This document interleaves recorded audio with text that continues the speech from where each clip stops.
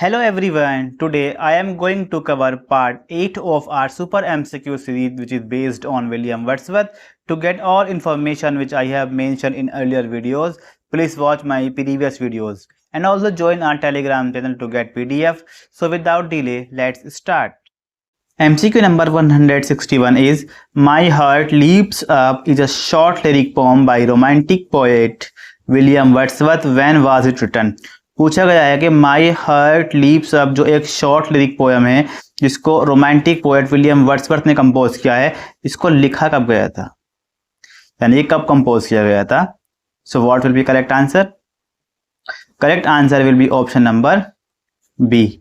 सो compose किया गया था मार्च 26, 1802 में और इसको पब्लिश किया गया था 1807 के अंदर. कलेक्शन था poems in 2 volumes. Poem in 2 volumes जो आया था 1807 के अंदर. इस कलेक्शन के अंदर इस पोएम को पब्लिश किया गया था. जो ये पोएम है माई हार्ट लीप्स अप, इसको हम द रेनबो के नाम से भी जानते हैं. ये आपको याद रखना है, इस पोएम को हम द रेनबो के नाम से भी जानते हैं. इसके बाद देखते हैं नेक्स्ट वन, नंबर है 162. Where does the solitary reaper take place? पूछा गया है कहां पर ये, किस प्लेस की जो है ये सोलिटरी रीपर जो पोम है ये किस प्लेस की, ये एक्शन कहां हुआ था. सो करेक्ट आंसर जो है वो है ऑप्शन नंबर सी, स्कॉटलैंड का. ये पूरा सीन यहाँ पर जो पोएट हैं विलियम वर्ड्सवर्थ उन्होंने एक्सप्लेन किया है. ये एक लिरिकल पोम है. क्या है ये एक लिरिकल पोम है. स्कॉटलैंड में जो गए थे विलियम वर्ड्सवर्थ वो गए थे 1803 के अंदर. कब गए थे? 1803 में. वहां पर इन्होंने गर्ल्स को एक खाली साइड जो हिल साइड थी वहां पर इन्होंने देखा कि एक गर्ल्स जो है वो क्या कर रही है, वो क्रॉपिंग कर रही है, हार्वेस्टिंग कर रही है. तो उसको देखकर ये सीन इन्होंने लिखा था. वहां गए थे 1803 के अंदर. इस पोम को जो इन्होंने कंपोज किया था, गए तो थी 1803 के अंदर, वो बात उनके माइंड में थी, लेकिन इसको कंपोज किया था इन्होंने, लिखा था मतलब 5 नवंबर 1805 के अंदर. ये आपको याद रखना है, ठीक है. इसको पब्लिश कब किया गया था? इसको पब्लिश किया गया था 1807 के अंदर. कलेक्शन वही है पोएम्स इन 2 वॉल्यूम के अंदर इसको पब्लिश किया गया था. अच्छा, इसका जो मीटर है वो कौन सा है? इसका मीटर है आयम्बिक पेंटामीटर. ये आपको याद रखना है, आयम्बिक पेंटामीटर. इसका मीटर है आयम्बिक पेंटामीटर. इसके आप नोट्स जो हैं पोएम के अकॉर्डिंग हाथों हाथ बनाते हुए चलें, ये काफी हेल्पफुल रहेगा आपके लिए. MCQ number 163. Why does William Wordsworth want Milton to come back in London 1802? जो जॉन मिल्टन की पोएम है लंदन 1802, उसमें उन्होंने ये मेंशन किया है, वो चाह रहे हैं कि जो जॉन मिल्टन है वो वापस आ जाएं. कहाँ? इंग्लैंड के अंदर. वो इंग्लैंड में वापस आ जाएं. विलियम वर्ड्सवर्थ चाहते हैं कि वो जॉन मिल्टन जो हैं वो कहाँ वापस आ जाएं? इंग्लैंड में वापस आ जाएं. क्यों आ जाएं वो आपको बताना है. करेक्ट आंसर जो होगा इसका वो होगा option number D. He wants Milton to show England how to be virtuous again. ठीक है, बात कर लेते हैं हम कुछ लंदन 1802 की. ठीक है, लंदन 1802 जो है ये एक पेट्रार्कन सोनेट है. क्या है? Petrarchan sonnet. सोनेट आपको पता है 14 लाइन का होता है. इसमें जो पेट्रार्कन सोनेट का पैटर्न है उसमें शुरू में होती हैं 8 लाइन्स, उसके बाद होती हैं 6 लाइन. ठीक है, 8 लाइन जो होती हैं उसमें क्वेश्चन किया जाता है और 6 लाइन में उसका क्वेश्चन का आंसर किया जाता है. अब जो 8 लाइन होती है उसको बोलते हैं हम ऑक्टेव. क्या बोलते हैं? ऑक्टेव. और जो बाद की 6 लाइन होती हैं उसे बोलते हैं हम सेस्टेट. ठीक है. अच्छा, राइमिंग स्कीम काफी इंपॉर्टेंट है इसकी. इसकी जो राइमिंग स्कीम है वो है ए बी बी ए. ठीक है, सी डी डी और ई सी ई. ये इसकी राइमिंग स्कीम है. ठीक, इसको जो पब्लिश किया गया था लंदन 1802 को जो पब्लिश किया गया था उसको किया गया था 1807 के अंदर पोएम्स इन 2 वॉल्यूम्स में. पोएम्स इन 2 वॉल्यूम के अंदर इसको पब्लिश किया गया था. चलिए इसके बाद देखते हैं हम नेक्स्ट नंबर है हमारा what form is London 1802 return in. London जो 1802 है उसको किस फॉर्म में लिखा गया है वो आपको पता चल चुका है, उसका आंसर आप प्लीज कमेंट बॉक्स में टाइप जरूर करें नंबर डालकर, ठीक है। इसके बाद देखते हैं हम नेक्स्ट नंबर है हमारा 165। What kind of imagery does Wordsworth use to describe Milton, ठीक है। जो लंदन 1802 है, लंदन 1802 जो है उसके अंदर जो वर्ड्सवर्थ ने डिस्क्राइब किया है मिल्टन को, वो किस तरह की इमेजरी में उसको डिस्क्राइब किया है वो आपको बताना है। इसका जो करेक्ट आंसर है वो है ऑप्शन नंबर सी, यूज की है उन्होंने नेचुरल इमेजरी। अच्छा, नेचुरल इमेजरी क्या होता है? ये एक ऐसा लिटरेरी डिवाइस होता है जिसके अंदर जो डिस्क्रिप्टिव लैंग्वेज होती है वो ये क्रिएट करती है क्या, एक विजुअल रिप्रेजेंटेशन को क्रिएट करती है नेचर के, ठीक है। नेचर के विजुअल रिप्रेजेंटेशन को क्या करती है, क्रिएट करती है जो लैंग्वेज होती है। यानी कि ये मान के चलिए कि आप वो जो आप कह रहा है पोइट वो सामने सामने आपके आंखों के सामने हो रहा है, उसको इस तरह इमेज करना है आपको, ठीक है। इसके बाद देखते हैं हम next. What is Wordsworth looking at in composed upon Westminster एबे? किस चीज को देख रहा है विलियम वर्ड्सवर्थ? पोम है कंपोज्ड अपॉन वेस्टमिनिस्टर ब्रिज। क्या चीज देख रहा है वो? सिटी को, फील्ड को, हार्बर को या बिल्डिंग को? जो विलियम वर्ड्सवर्थ है वो क्या देख रहे हैं जब इस पोम को लिख रहे थे? करेक्ट आंसर है ऑप्शन नंबर ए, वो सिटी को देख रहे हैं।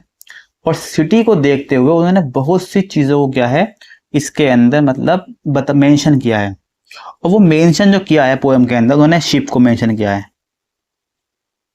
शिप्स को मेंशन किया है, उन्होंने टावर को मेंशन भी किया है, टावर को मेंशन किया है, ठीक है। डोम्स को मेंशन किया है, ठीक है। थिएटर जो होते हैं, थिएटर्स को मेंशन किया गया है, ओके। और जो टेम्पल्स हैं, टेम्पल्स को मेंशन किया है। और इन्होंने किया है ओपन फील्ड्स को, किसको किया है? ओपन फील्ड्स को किया है, ठीक है। और स्काई को भी किया है।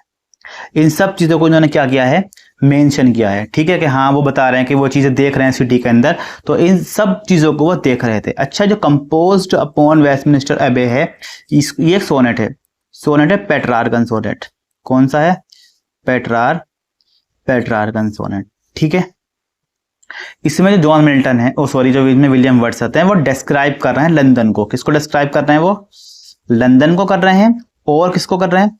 वो रिवर जो है टेम्स, इस रिवर को डिस्क्राइब कर रहे हैं। जब वो लंदन को डिस्क्राइब कर रहे हैं, सिटी को डिस्क्राइब कर रहे हैं, तो जो वहां पर चीजें थी उन्होंने उसको भी डिस्क्राइब इसमें किया है। इसको पब्लिश कब किया गया था? पब्लिश किया था इसको 1807 में, पोएम इन 2 वॉल्यूम्स के अंदर, तो आपको याद हो गया होगा, ठीक है। कंपोज कब किया गया था इसको? कंपोज किया गया था इसको 3 सितंबर 1802 के अंदर, ठीक है। ये कुछ पॉइंट्स हैं which you have to remember, okay. एक चीज और देख लेते हैं, क्या देख लें? जो इसकी राइमिंग स्कीम है उसको और देख लेते हैं, ठीक है। राइमिंग स्कीम है इसकी ए बी बी ए, ये तो एकदम सेम होती हैं, लेकिन जो बाद की 6 होती है ना वो बदली हुई होती हैं, सी डी सी और डी सी डी। शुरू की 8 लाइन्स को बोलते हैं ऑक्टेव, बाद की 6 लाइन को बोलते हैं सेस्टेट, ठीक है। चलिए इसके बाद देखते हैं नेक्स्ट जो हमारा क्वेश्चन है वो है number 167। Who was Wordsworth traveling with when he was inspired to write composed upon Westminster Bridge? Wordsworth किसके साथ ट्रैवल कर रहे थे जब उनको इंस्पायर्ड किया गया था लिखने के लिए कंपोज्ड अपॉन वेस्टमिनिस्टर ब्रिज? बताइए। अपनी मदर के साथ में, कॉलेज प्रोफेसर के साथ में, अपनी वाइफ के साथ में, अपने सिस्टर के साथ में? What will be answer? Correct answer जो है इसका option number D, his sister. इसकी जो सिस्टर है उसका नाम है डोरोथी। क्या है? Dorothy Wordsworth. इनकी वाइफ का नाम क्या है? इनकी वाइफ का नाम है Mary, HUTCHIN, Hutchinson. Mary Hutchinson, ये इनकी वाइफ का नाम है। मदर का नाम पता है क्या है? एन कुक्सन। एन कुक्सन है। ये नोट्स बनाते चले आप हैंड टू हैंड इसके, नेक्स्ट नंबर देखिए, in which poem does Wordsworth write come forth into the light of things, let nature be your teacher. ये जो है लाइन जो आई है किस पोम के अंदर आई है वो आपको बताना है। What will be answer? Correct answer जो है इसका वो है option number B, the tables turn के अंदर ये लाइंस आई हैं, come forth into the light of things, let nature be your teacher. ठीक है कि नेचर में आप खुद सीख जाओगे, नेचर को ही अपना टीचर बना रहने दो। अच्छा, इसको पब्लिश कब किया गया था? टेबल टर्न को इसको पब्लिश किया गया था 1798 के अंदर। ठीक है, लिरिकल बैलाड्स जो इनका कलेक्शन आया था पोएम्स का, उसके अंदर पब्लिश किया गया था। ठीक है, इसको लिखा कब गया था? इसको लिखा भी 1798 में ही गया था, बट वो अर्ली टाइम था, 1798 का अर्ली टाइम था। ठीक है, टेबल टर्न के अंदर 8 स्टैंजास हैं। कितने स्टैंजास हैं? 8 स्टैंजास हैं। 8 स्टैंजास में लाइन कितनी है? 32 लाइन्स है। ठीक है, 32 लाइन्स है। और इसकी जो रिदम है ना, राइमिंग स्कीम है, वो इर्रेगुलर है। क्या है? इर्रेगुलर है, ये आपको याद रखना है उसको। इसके बाद देखते हैं हम नेक्स्ट वन है number 169। Wordsworth originally refuse to the post of poet laureate due to his advanced age, but the prime minister assured him that no duties would be expected. What was the PM at that time? Who was the PM at that time? Wordsworth जब poet laureate बने थे वो time था 1843 का, I think. ठीक है, क्या time था? 1843 का टाइम था जब वर्ड्सवर्थ जो है पोएट लॉरिएट बने थे। Got it? वर्ड्सवर्थ काफी एजिड हो चुके थे, तो उन्होंने मना किया था पोएट लॉरिएटशिप करने के लिए कि मैं काफी एज हो चुकी है मेरी, मैं कर नहीं पाऊंगा, वर्क नहीं कर, पोएम भी नहीं लिख पाऊंगा उस टाइम पर, वो मना कर रहे थे। ठीक है, तो इनको इंसिस्ट किया गया बनने के लिए पोएट लॉरिएट कि हम आपसे कोई भी ऑफिशियल पोएम नहीं लिखवाएंगे। ये बात भी हकीकत ही है, इनसे कहा गया था इस बात को कि हम आपसे कोई ऑफिशियल पोएम नहीं लिखवाएंगे। तब जाकर ये जो है पोएट लॉरिएट बने थे, और ये पहले ऐसे पोएट लॉरिएट है जिन्होंने कोई ऑफिशियली पोएम नहीं लिखी है, विलियम वर्ड्सवर्थ। ठीक है, पूछा जाएगा उस टाइम के पीएम कौन थे, तो करेक्ट आंसर जो है वो है option number C, Robert Peel. और जब ये पोएट लॉरिएट बने थे तो इन्हें किसने लॉस्ट लीडर कहा था, वो आप हमें कमेंट बॉक्स में बताएं। किसी पोएट ने, साथी पोएट थे इनके, फेलो पोएट थे, उन्होंने इन विलियम वर्ड्सवर्थ को लॉस्ट लीडर कहा है पोएट लॉरिएट बनने की वजह से, वो बताना है आपको। 170 देखें। The rainbow comes and goes and lovely is the rose, and lovely is the rose, these lines appear in which of the following works. ये लाइन किस वर्क में आई है वो आपको बताना है। The rainbow comes and goes and lovely is the rose. What will be answer? Correct answer जो होगा इसका वो होगा option number A, ode intimation of immortality. ठीक है, इसको समझ लेते हैं। इसको जो कंपोज किया गया था वो किया गया था, कंप्लीटली कंपोज किया गया था, सॉरी, 1804 के अंदर, पब्लिश किया गया था 1807 में। कलेक्शन था पोएम्स इन 2 वॉल्यूम। कौन सा कलेक्शन था? Poems in 2 volume. ठीक है, मैंने कहा था कंप्लीटली कंपोज किया गया है, लेकिन आपको ये ध्यान रखना है कि जो ये हमारी ऑड इंटीमेशन ऑफ इमॉर्टैलिटी है, इसको 2 फेज में कंप्लीट किया गया है, 2 पार्ट में कंप्लीट कराया इन्होंने, मतलब। ठीक है, पहला था 1802 के अंदर लिखा इन्होंने, उसमें सिर्फ 4 स्टैंजास थे। कितने स्टैंजास थे? 4 स्टैंजास थे। और इन 4 स्टैंजास के अंदर विलियम वर्ड्सवर्थ ने अपने चाइल्डहुड के बारे में बताया है। किसके बारे में बताया? चाइल्डहुड के बारे में। और जब दोबारा इन्होंने लिखना शुरू किया उसको, तो जो लास्ट 7 स्टैंजास थे वो लिखे इन्होंने, कब लिखे? 1804 के अंदर। यानी कि 7 और 4 कितने हो गए? टोटल 11 स्टैंजास जो हैं वो हमारे इमॉर्टैलिटी ओड के अंदर है। ठीक है, ये आपको याद रखना है। तो कंप्लीट जो हो गई थी ये 1804 में हुई थी, पब्लिश किया गया था 1807 के अंदर, पोएम्स इन 2 वॉल्यूम के अंदर। कितने स्टैंजास हैं? 11 स्टैंजास है कंप्लीट इसके अंदर। अच्छा, एक पॉइंट और है, जब इसको 1807 पब्लिश किया गया था, उसका नाम उस टाइम पर ऑड इंटीमेशन ऑफ इमॉर्टैलिटी नहीं था, उस टाइम पर इसका नाम था सिर्फ ओड। क्या नाम था सिर्फ इसका? ओड के नाम से 1807 जो है, जो पोएम्स इन 2 वॉल्यूम में आई थी, पब्लिश हुई थी, उसमें सिर्फ इसका नाम ओड था। ठीक है, ये आपको याद रखना है। इसके बाद देखते हैं नेक्स्ट नंबर है 171। What does Wordsworth tell his friend to do in the table turn? जो कि पोम है द टेबल्स टर्न सॉरी, उसमें वर्ड्सवर्थ अपने फ्रेंड से कुछ कहते हैं। क्या कहते हैं? रीड मोर के और पढ़ो, go outside, go to college, dance करो। क्या कहा गया? Correct answer will be option number B, go outside. ठीक है, वो कह रहे हैं आउटसाइड जाइए, बाहर जाइए और बाहर जाकर सीखिए, नेचर में सीखिए मतलब। ठीक है, इसके बाद देखते हैं नेक्स्ट नंबर है 172। The following lines are from which poem? जो लाइंस हैं ये किस पोम से ली गई हैं वो आपको बताना है। Getting and spending we lay waste our powers, little we see in nature that is all.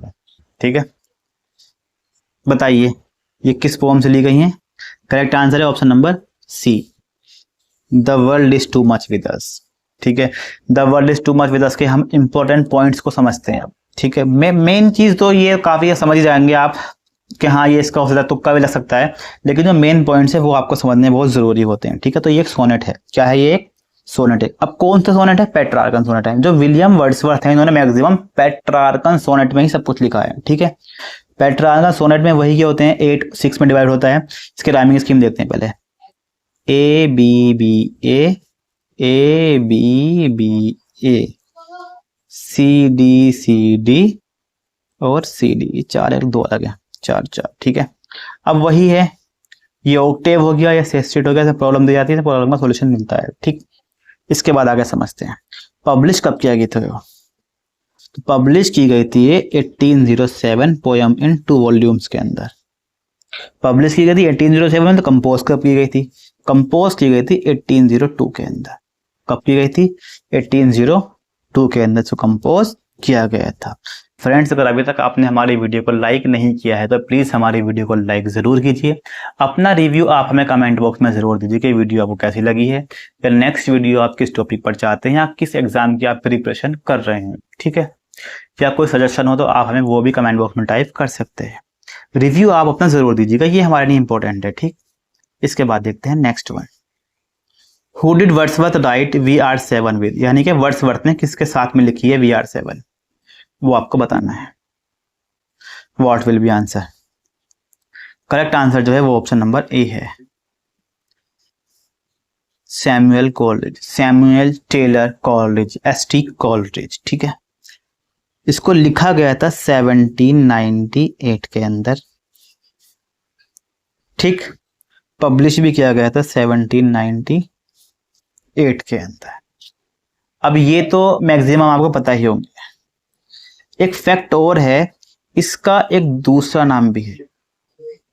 इसे 1820 में पब्लिश कराया गया था किसी अदर पब्लिशर ने, उसमें उसने इसने नाम दिया था इसको ये, the little made and the gentleman. इस नाम से इसको VR7 को पब्लिश किया गया था। ठीक, ये याद रखना आप जरूर।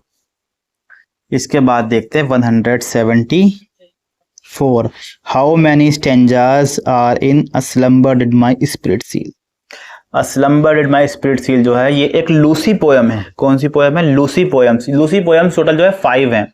लूसी पोम्स जो हैं टोटल 5 हैं ये। ठीक है, तो उसमें से एक पार्ट है उसका, ये भी एक पोयम है।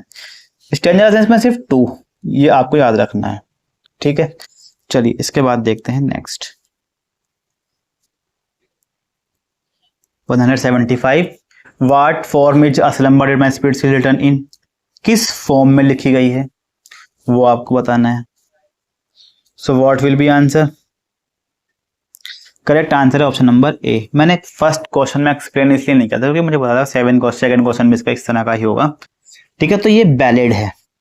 अभी हमने बताया था कि 2 पार्ट में ये पब्लिश की गई थी और लूसी पोयम्स का एक पार्ट है। लूसी पोयम्स में टोटल 5 पोयम्स है। ठीक है, अब आपको ये ध्यान रखना है कि 2 स्टैंजा है इसके अंदर और हर स्टैंजा के अंदर 4 लाइन है। टोटल 8 लाइंस की ये पोयम है। लूसी पोयम कितने लाइंस की है? 8 लाइंस की पोयम है। लूसी पोयम को जो लिखा गया था वो 1798 में लिखा गया था।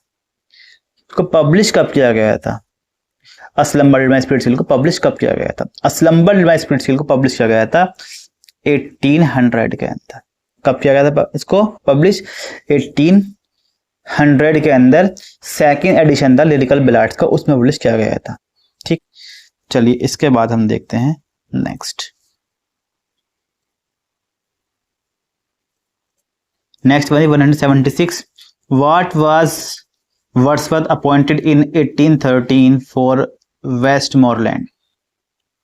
What was Wordsworth appointed in 1813 for Westmoreland के लिए वर्ड्सवर्थ को 1813 में क्या अपॉइंट किया गया था वो आपको बताना है। Poet, laureate, distributor, stamp, distributor, letter या प्रोफेसर इन कैम्ब्रिज यूनिवर्सिटी। 2 मैं काट देता हूँ आपके लिए, ठीक है। ये मैंने काट दिया और ये मैंने काट दिया। बताइए आप डिस्ट्रीब्यूटर, स्टैम्प है, प्रोफेसर इन कैम्ब्रिज यूनिवर्सिटी है। करेक्ट आंसर आप समझ गए होंगे, इतने तो समझदार आप हैं ही। तो करेक्ट आंसर है ऑप्शन नंबर बी। डिस्ट्रीब्यूटर और स्टैम्प जो है इनको क्या किया गया था? अपॉइंट किया गया था। अच्छा, पोएट लॉरिएट कब बने थे? वो बने थे 1843 के। इसके बाद देखते हैं नेक्स्ट नंबर है हमारा 177। In which of the following works did Wordsworth write these lines? किस वर्क में वर्ड्सवर्थ ने ये वाली लाइन लिखी है? Suffering is permanent, obscure and dark and share the nature of infinity. बताइए what will be answer? Correct answer जो होगा वो होगा option number A, the borderers के अंदर ये लाइंस आई हैं। बॉर्डरर्स को जो पब्लिश किया गया था वो किया गया था 1842 के अंदर, ठीक है। बॉर्डरर्स में 5 एक्ट हैं। कितने एक्ट हैं? 5 एक्ट हैं। पब्लिश किया गया था 1842 को। ये एक प्ले है। क्या है? ये एक प्ले है, ठीक है। और एक वर्स ट्रेजेडी है। क्या है? ये एक वर्स ट्रेजेडी, यानी कि वर्स की पोएम की फॉर्म में लिखा हुआ एक प्ले है और ये एक ट्रेजेडी है, ठीक। इतना तो आप समझ गए होंगे। अभी ये जाने जो इसमें मेंशन किया गया है बॉर्डर्स में, जो बताया गया है वो है rain of king Henry III of England जो है उनको यहाँ पे एक्सप्लेन किया गया, उनको बताया गया उसके बारे में, ठीक है। इसके बाद देखते हैं हम नेक्स्ट जो हमारा क्वेश्चन है वो है number 178। Who was Wordsworth travelling with when he was inspired to write composed upon Westminster Bridge. बताइए किसके साथ ट्रैवल कर रहे थे वर्ड्सवर्थ? आई थिंक ये आ चुका है, अभी आया है, ठीक। तो ये आंसर आप हमें कमेंट बॉक्स में जरूर बताइए। चलिए कमेंट बॉक्स में क्या बताएंगे आप, मैं आपको बता रहा हूँ। उनकी मदर का नाम आप कमेंट बॉक्स में बताइए, सिस्टर का नाम और वाइफ का नाम, और करेक्ट आंसर भी साथ में आप मेंशन कीजिए, ठीक है। ये मैंने आपको बताए हैं, इतना तो आपको पता होना चाहिए। 179। In which of the following works did Wordsworth write these lines. किस वर्क में वर्ड्सवर्थ ने ये लाइन लिखी है, ठीक है। The child is father of man, the child is father of the man. किस फॉर्म में लाइन आई है वो आपको बताना है। करेक्ट आंसर है option number C, my heart leaps up when I behold, ठीक है। My heart leaps up when I behold, इस पोएम को रिटर्न किया गया है, कंपोज किया गया है। कब कंपोज किया गया था? इसको किया गया था 1802 के अंदर, पब्लिश किया गया था 1807 के अंदर। इसको हम द रेनबो के नाम से भी जानते हैं, द रेनबो के नाम से भी जानते हैं, और इसको पब्लिश किया गया था पोएम इन 2 वॉल्यूम्स के अंदर। Got it. इसके बाद देखते हैं हम नेक्स्ट वन इज हमारा 180। द पोएम और intimation of immortality is an irregular Pindari code in. Irregular Pindari code है। मैंने बताया था अभी कितने स्टैंजाज हैं इसके अंदर, बताया था मैंने आपको कि इसमें 11 स्टैंजाज हैं, ठीक है। तो 11 ही होंगे। इसको 2 फेज में कंप्लीट किया था, मैंने आपको ये बताया था। फर्स्ट जो फेज कंप्लीट हुआ था वो 1804 में, जिसमें कितने स्टैंजा थे? 4 थे। और सेकंड हुआ था 1804 में, जिसमें कितने स्टैंजा थे? इसमें थे 7 स्टैंजा। टोटल मिलाकर कितने हो गए? 11 स्टैंजाज हो गए, ठीक है। अच्छा, इसको पब्लिश कब किया गया था?